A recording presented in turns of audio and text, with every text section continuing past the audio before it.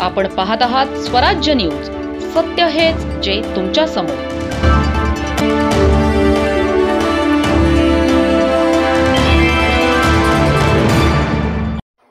मुंबई-आग्रा महामार्गाला व गुजरात राज्याला जोडणारा तसेच परिसराच्या विकासाला महत्त्वपूर्ण चालना देणाऱ्या दोंडाईचा विखरण कामपूर, मेथी, चिमठाणे, डांगुर्णे, सोनले ते सोनगीरपर्यंत असलेल्या 392 कोटी रुपये खर्चाच्या रस्त्याच्या कामाला आता वेग आला आहे।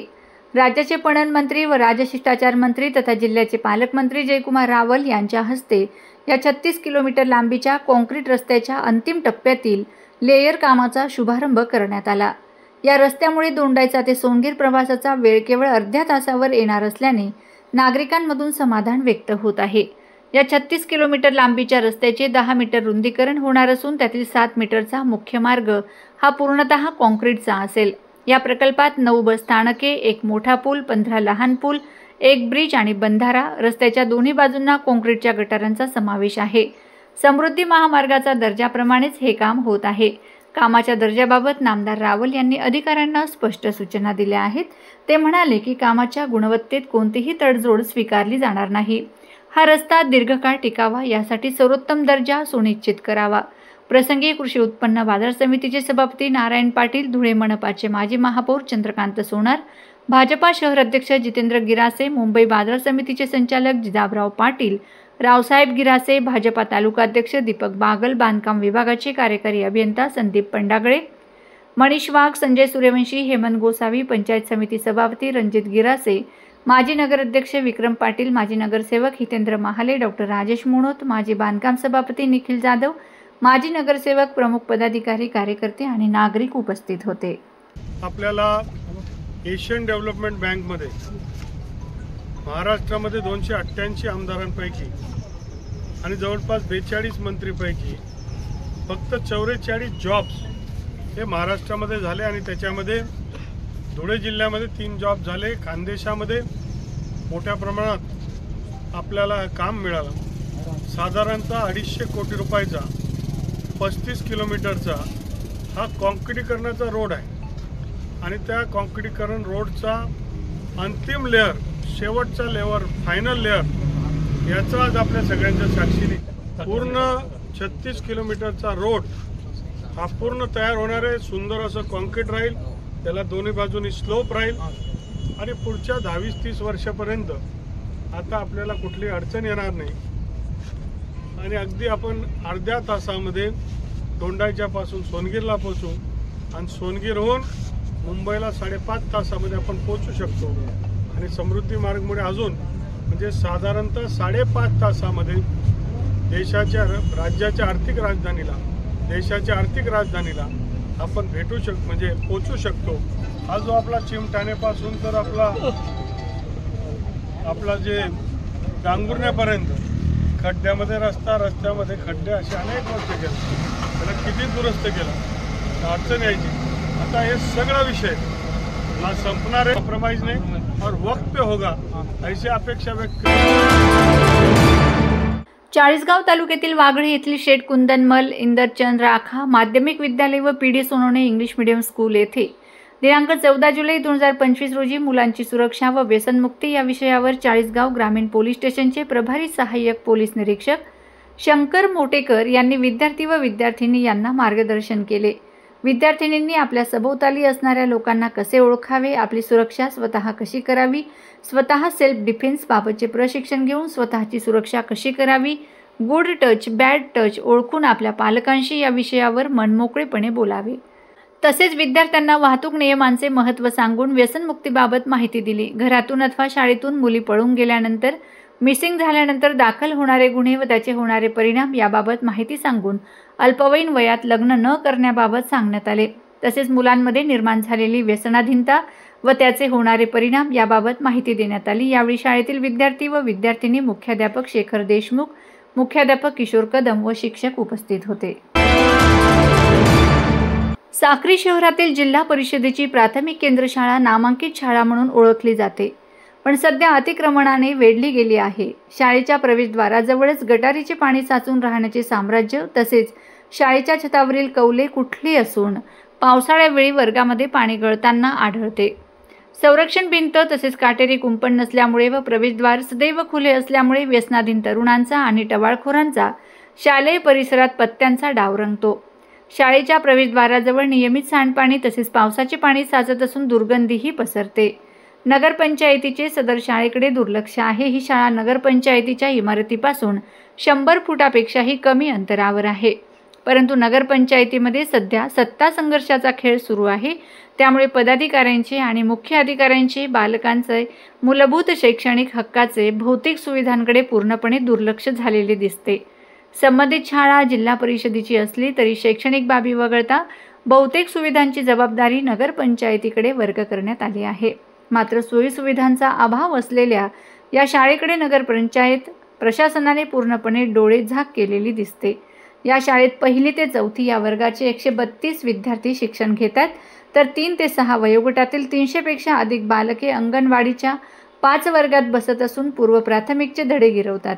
दुरावस्थेसंदर्भात प्राथमिक शाळेच्या मुख्याध्यापिका श्रीमती जे.टी. पाटील यांनी नगरपंचायतीकडे लेखी तक्रारही केलेली आहे। अनर्थ घडल्यावरच प्रशासन जागे होणार का, असा संतप्त सवाल पालकांनी केला आहे।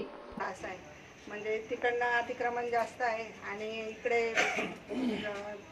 येणारे जाणारे म्हणजे आजूबाजूचे मुलं, मोठे मुलं सगळे इथे ओपन जिम असल्यामुळे इथे सगळे येतात, खेळतात आणि आमच्याही मुलांचं लक्ष तिकडे जातं। मग त्यांना पुष्कळ वेळा आम्ही सांगितलं की बा तुम्ही इथे नका बसू, आमची शाळा सुटल्यावर येत जा, पण ते म्हणतात नाही, आम्हाला वाकल्या दाखवतात, आम्हाला काही बोलतात ते आणि प्रत्युत्तर म्हणजे काही शिवीगाळ करतात ते आमच्या मागे। आम्हाला अजिबात घाबरत नाही ते।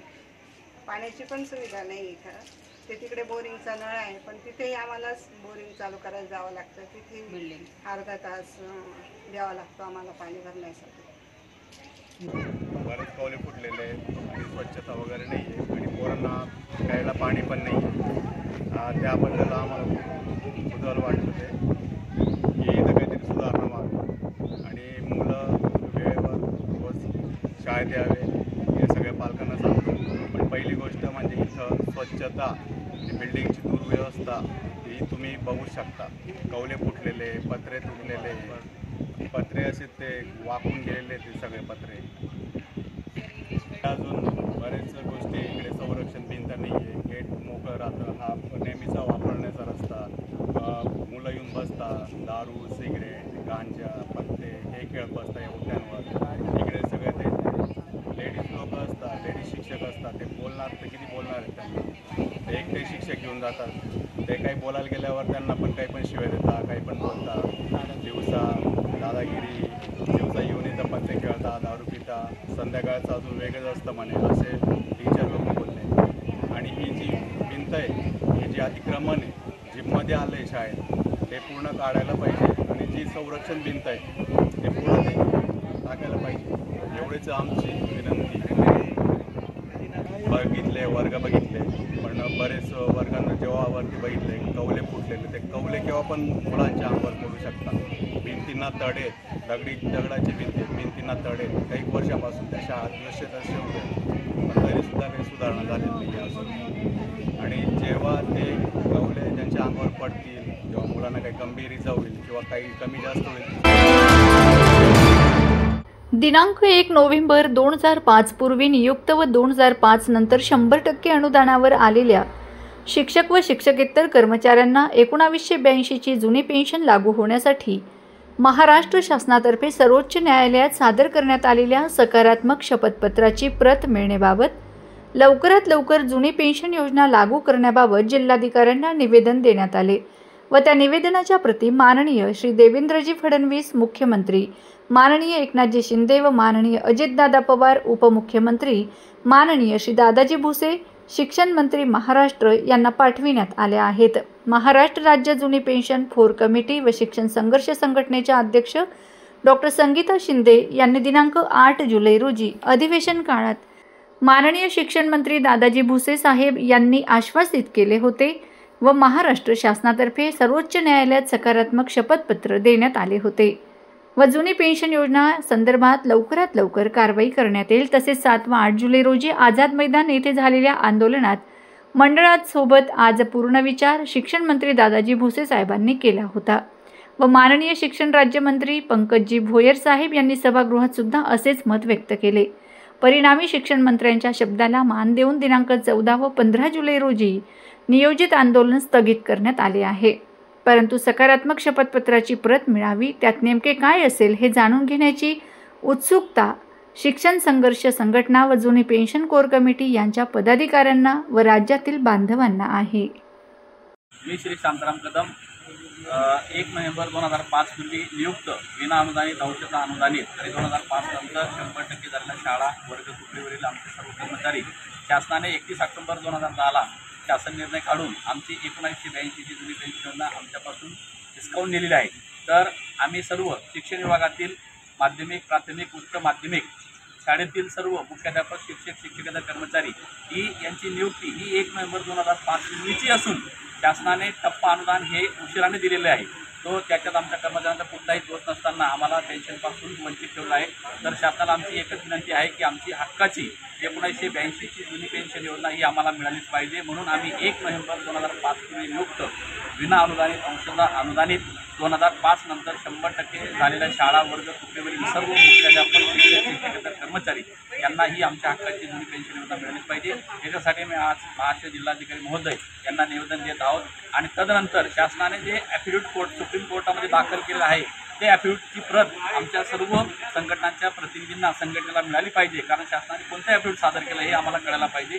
म्हणून आमचे आज या ठिकाणी महाराष्ट्र जिल्हाधिकारी महोदय यांना या ठिकाणी महाराष्ट्र राज्याचे मुख्यमंत्री शिक्षण मंत्री महोदय यांच्यापर्यंत आमचं निवेदन आम्ही सादर करण्यासाठी महाराष्ट्र जिल्हाधिकारी महोदय यांच्याकडे आम्ही आज या ठिकाणी 1 नोव्हेंबर 2005 रोजी सर्व कर्मचारी या ठिकाणी उपस्थित झालो आहेत। अंमळनेर तालुक्यातील जळोद गावाजवळ पोलिसांनी छापा टाकून पाचोरा येथील दोघांना 15 किलो गांजा पकडला।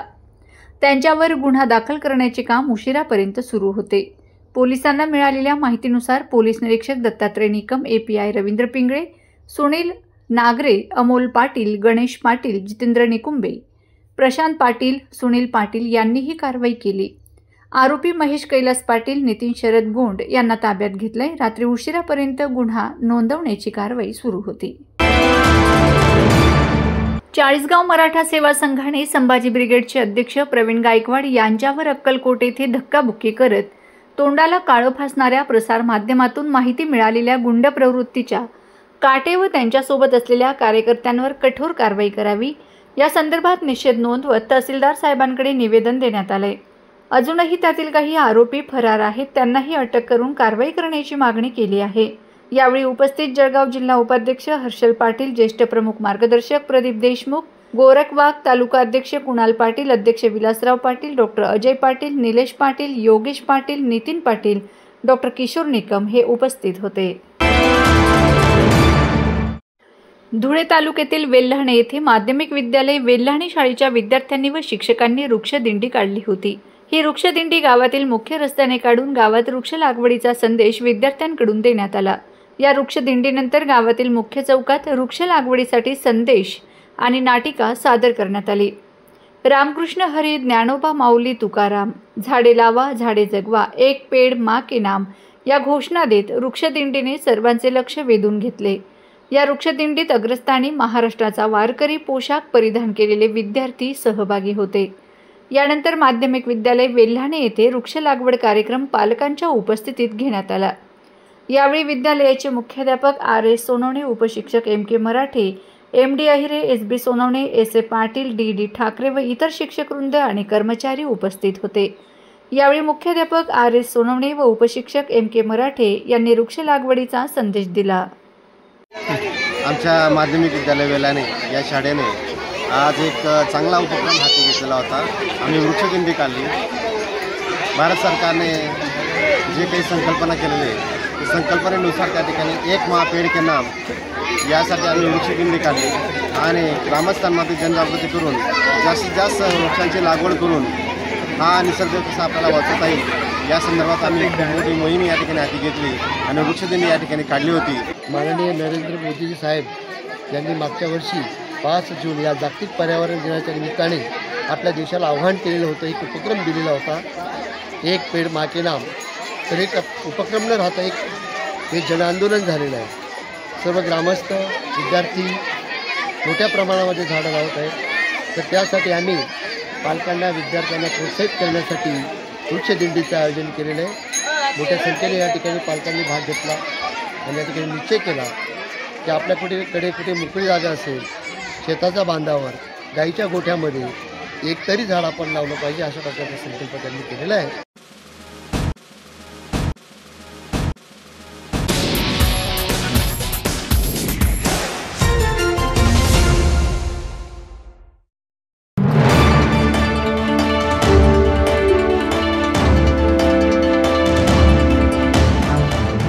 आपण पाहत आहात स्वराज्य न्यूज. सत्य हेच जे तुमच्या समोर.